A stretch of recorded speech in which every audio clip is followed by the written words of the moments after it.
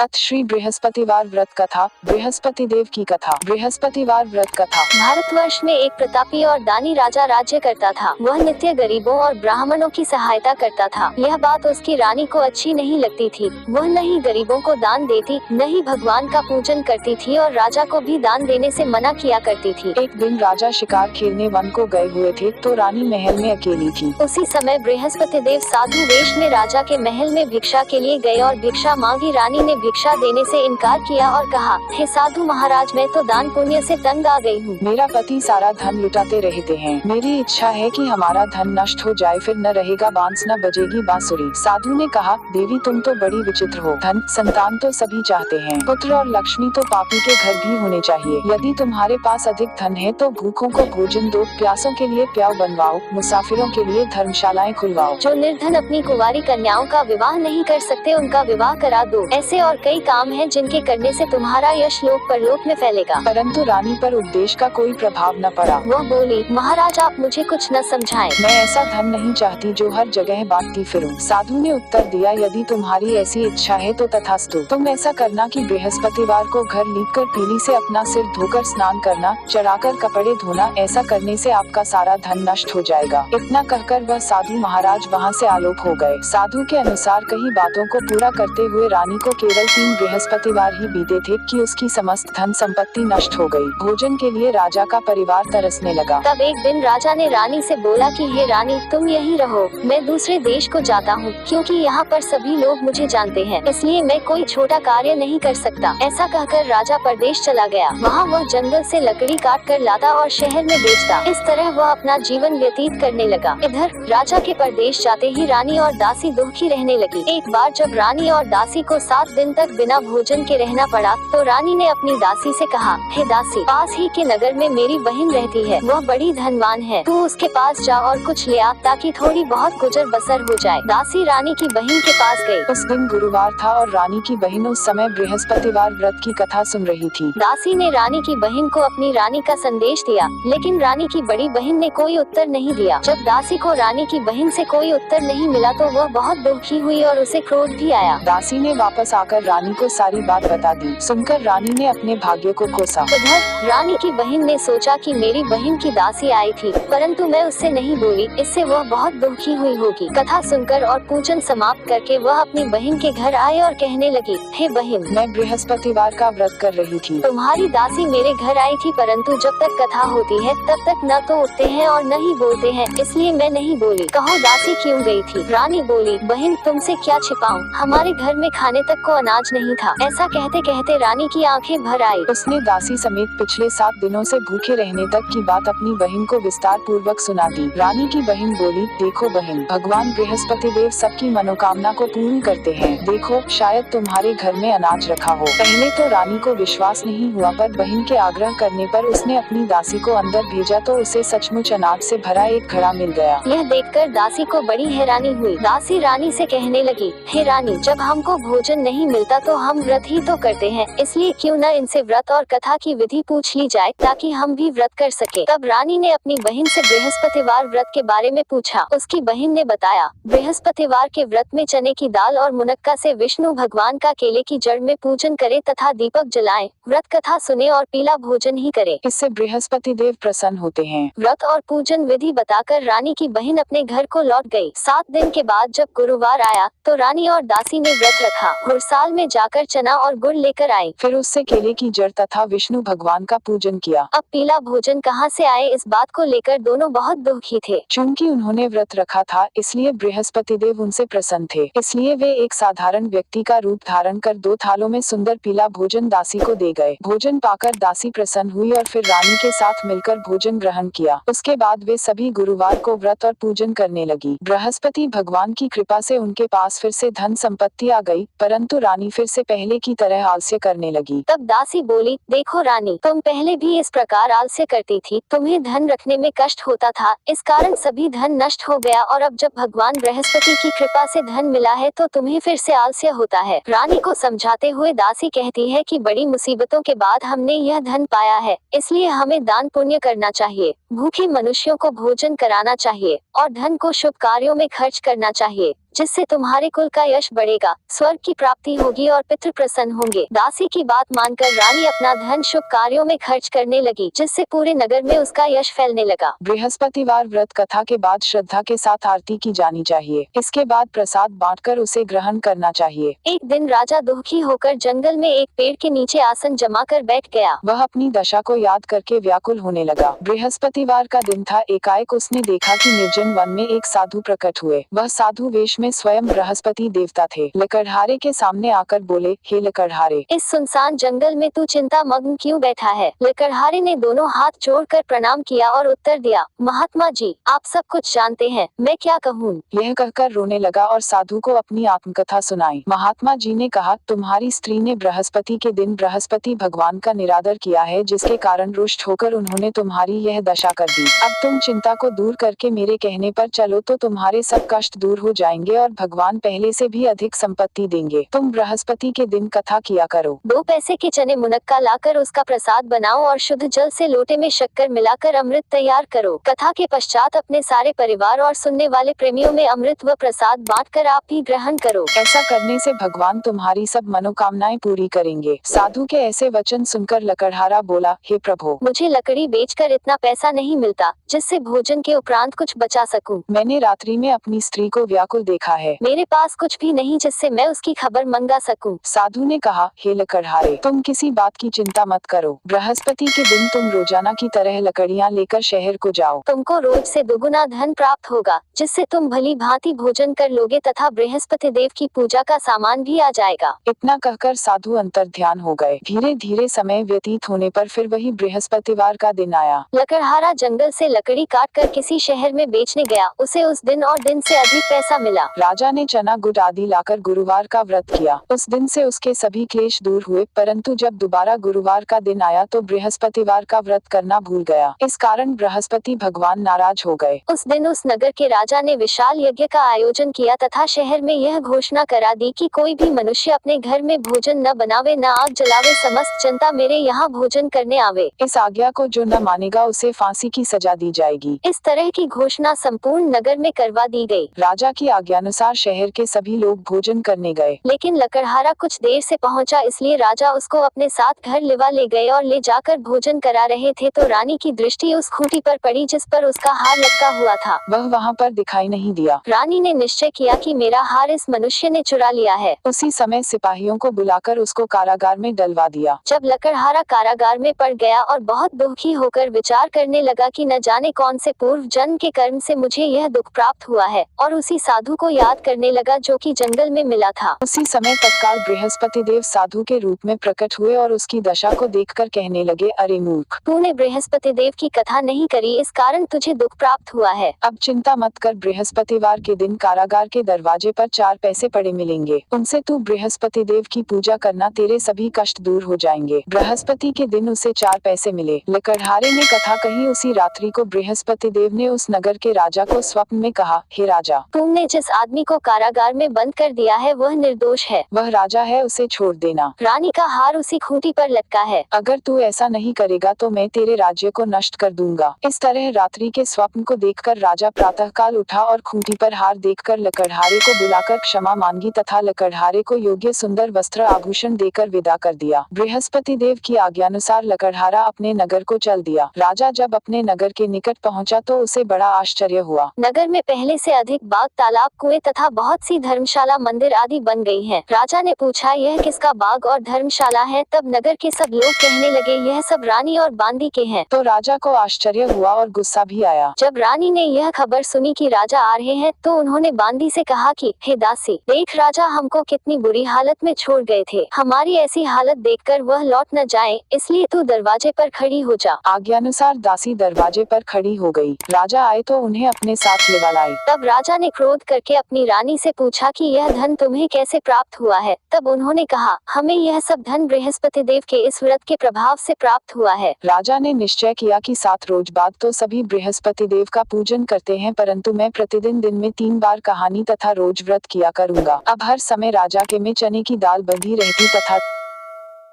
मैं 3 बार कहानी कहता। एक रोज राजा ने विचार किया कि चलो अपनी बहन के यहाँ हो आवें। इस तरह निश्चय कर राजा घोड़े पर सवार हो अपनी बहन के यहाँ को चलने लगा। मार्ग में उसने देखा कि कुछ आदमी एक मुर्दे को लिए जा रहे हैं। उन्हें रोककर राजा कहने लगा, अरे भाइयों, मेरी बृहस्पति देव की कथा सुन लो। वे बोले, लो। हमारा तो आदमी मर गया है, इसको अपनी कथा की पड़ी है। परंतु कुछ आदमी बोले, अच्छा कहो, हम तुम्हारी कथा भी सुनेंगे। राजा ने दाल निकाली और जब कथा आधी हुई थी कि मुर्दा हिलने लग गया और जब कथा समाप्त हो गई तो राम राम करके मनुष्य उठकर खड़ा हो गया। आगे मार्ग में उसे एक किसान खेत में हल चलाता मिला। राजा ने उसे देख और उससे बोले, अरे भैया, तुम मेरी बृहस्पतिवार की कथा सुन लो। किसान बोला, जब तक मैं तेरी कथा सुनूंगा तब तक 4 हरया जोत लूंगा। जा अपनी कथा किसी और को सुनाना। इस तरह राजा आगे चलने लगा। राजा के हटते ही बैल पछाड़ खाकर गिर गए तथा किसान के पेट में बड़ी जोर का दर्द होने लगा। उस समय उसकी माँ रोटी लेकर आए। उसने जब यह देखा तो अपने पुत्र से सब हाल पूछा और बेटे ने सभी हाल कह दिया तो बुढ़िया दौड़ी दौड़ी उस घुड़सवार के पास गई और उससे बोली कि मैं तेरी कथा सुनूंगी, तू अपनी कथा मेरे खेत पर चलकर ही कहना। राजा ने बुढ़िया के खेत पर जाकर कथा कही, जिसके सुनते ही वह बैल उठ खड़ हुए तथा किसान के पेट का दर्द भी बंद हो गया। राजा अपनी बहन के घर पहुंचा। बहन ने भाई की खूब मेहमानी की। दूसरे रोज प्रातः काल राजा जगा तो वह देखने लगा कि सब लोग भोजन कर रहे हैं। राजा ने अपनी बहन से कहा, ऐसा कोई मनुष्य है जिसने भोजन नहीं किया हो, मेरी बृहस्पतिवार की कथा सुन ले। बहन बोली, हे भैया, यह देश ऐसा ही है कि पहले यहाँ लोग भोजन करते हैं, बाद में अन्य काम करते हैं। अगर कोई पड़ोस में हो तो देख आऊं। वह ऐसा कहकर देखने चली गई, परंतु उसे कोई ऐसा व्यक्ति नहीं मिला जिसने भोजन न किया हो। अतः वह एक कुम्हार के घर गई जिसका लड़का बीमार था। उसे मालूम हुआ कि उनके यहाँ 3 रोज से किसी ने भोजन नहीं किया है। रानी ने अपने भाई की कथा सुनने के लिए कुम्हार से कहा, वह तैयार हो गया। राजा ने जाकर बृहस्पतिवार की कथा कही, जिसको सुनकर उसका लड़का ठीक हो गया। अब तो राजा की प्रशंसा होने लगी। एक रोज राजा ने अपनी बहन से कहा कि हे बहन, हम अपने घर को जाएंगे, तुम भी तैयार हो जाओ। राजा की बहन ने अपनी सास से कहा। सास ने कहा, हाँ चली जा, परंतु अपने लड़कों को मत ले जाना क्योंकि तेरे भाई के कोई औलाद नहीं है। बहन ने अपने भैया से कहा, हे भैया, मैं तो चलूंगी पर कोई बालक नहीं जाएगा। राजा बोला, जब कोई बालक नहीं चलेगा तब तुम ही क्या करोगी। बड़े दुखी मन से राजा अपने नगर को लौट आया। राजा ने अपनी रानी से कहा, हम निर्वंशी हैं, हमारा मुंह देखने का धर्म नहीं है और कुछ भोजन आदि नहीं किया। रानी बोली, हे प्रभु, बृहस्पति देव ने हमें सब कुछ दिया है, वह हमें औलाद अवश्य देंगे। उसी रात को बृहस्पति देव ने राजा से स्वप्न में कहा, हे राजा, उठ, सभी सोच त्याग दे, तेरी रानी गर्भ से है। राजा की यह बात सुनकर बड़ी खुशी हुई। 9वें महीने में उसके गर्भ से एक सुंदर पुत्र पैदा हुआ। तब राजा बोला, हे रानी, स्त्री बिना भोजन के रह सकती है पर बिना कहे नहीं रह सकती। जब मेरी बहन आवे तुम उससे कुछ कहना मत। रानी ने सुनकर हाँ कर दिया। जब राजा की बहन ने यह शुभ समाचार सुना तो वह बहुत खुश हुई तथा बधाई लेकर अपने भाई के यहाँ आए। तभी रानी ने कहा, घोड़ा चढ़कर तो नहीं आए, गधा चढ़ी आए। राजा की बहन बोली, भाभी, मैं इस प्रकार न कहती तो तुम्हें औलाद कैसे मिलती। बृहस्पति देव ऐसे ही हैं, जैसी जिसके मन में कामनाएं हैं सभी को पूर्ण करते हैं। जो सद्भावना पूर्वक बृहस्पतिवार का व्रत करता है एवं कथा पता है अथवा सुनता है, दूसरों को सुनाता है,